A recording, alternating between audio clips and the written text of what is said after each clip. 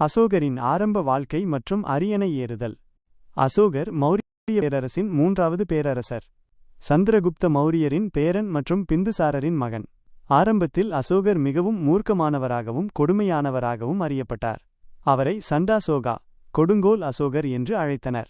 தனது தந்தை பிந்துசாரரின் மறைவுக்குப் பிறகு அசோகர் தனது சகோதரர்களை கொன்றுவிட்டு அரியணையை கைப்பற்றினார் என்று பௌத்த நூல்கள் கூறுகின்றன. இது அவரது ஆரம்பகால வாழ்க்கையின் கொடுமையான தன்மையை காட்டுகிறது. கலிங்கப் போர் மனமாற்றத்தின் திருப்புமுனை. அசோகர் தனது பேரரசை விரிவாக்குவதில் ஆர்வம் காட்டினார்.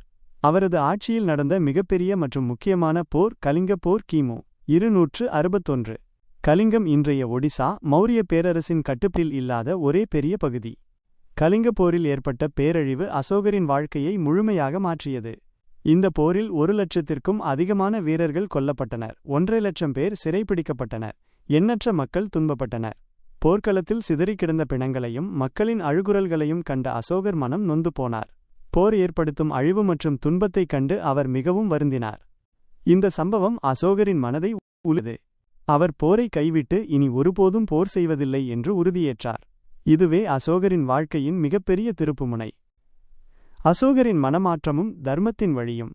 கலிங்கப் போருக்குப் பிறகு அசோகர் பௌத்த மதத்தை தழுவி அதன் கொள்கைகளான அகிம்சை, வன்முறையின்மை, கருணை, நீதி, தர்மம் ஆகியவற்றை தனது வாழ்க்கையின் முக்கிய கோட்பாடுகளாக ஏற்றுக்கொண்டார்.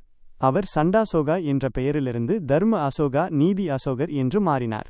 போர் மூலம் தனது பேரரசை விரிவாக்குவதற்கு பதிலாக தர்மத்தின் மூலம் வெற்றி பெறுதல் என்ற கொள்கையை பின்பற்றினார். அவர் தனது மக்களையும் அண்டை நாடுகளையும் நீதி மற்றும் நல்லொழுக்கத்தின் மூலம் வெல்ல முயன்றார். அசோகரின் சீர்திருத்தங்கள் மற்றும் பௌத்த மத பரப்புதல். அசோகர் தனது குடிமக்களின் நலனுக்காக பல நல்ல திட்டங்களை செயல்படுத்தினார்.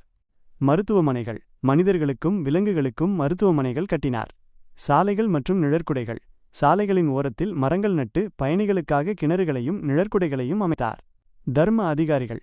தர்ம மகாமாத்திரர்கள் என்ற புதிய அதிகாரிகளை நியமித்து மக்களின் மத்தியில் பௌத்த கொள்கைகளையும் தர்மத்தையும் பரப்பச் செய்தார். கற்கள் மற்றும் தூண் கல்வெட்டுகள். தனது கொள்கைகளையும் பௌத்த போதனைகளையும் பரப்ப தனது பேரரசு முழுவதும் தூண்களிலும் கல்வெட்டுகளை பொறித்தார். இந்த கல்வெட்டுகளில் அவரது மனமாற்றம், அகிம்சை, கருணை போன்ற கோட்பாடுகள் தெளிவாக குறிப்பிடப்பட்டுள்ளன. அசோகர் பௌத்த மதத்தை பரப்புவதில் முக்கிய பங்கு வகித்தார். அவர் பல தூபிகளையும் ஸ்டூபாஸ் மடாலயங்களையும் கட்டினார். தனது மகன் மகேந்திரன் மற்றும் மகள் சங்கமித்ராவை இலங்கைக்கு பௌத்த மதத்தை பரப்புவதற்காக அனுப்பினார்.